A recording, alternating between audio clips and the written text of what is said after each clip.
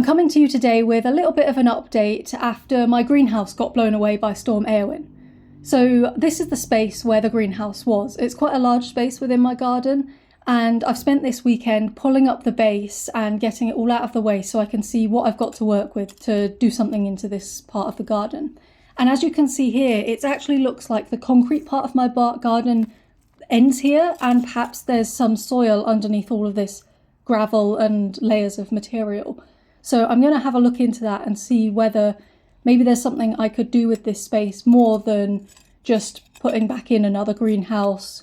Or if you've been following along with the rest of my garden stories, you've seen that I've been using different containers to act as things like mini meadows and to put small ponds in.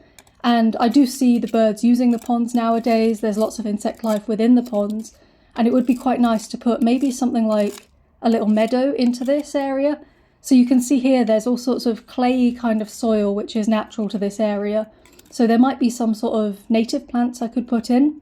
But I'm really curious, what would you do with this space?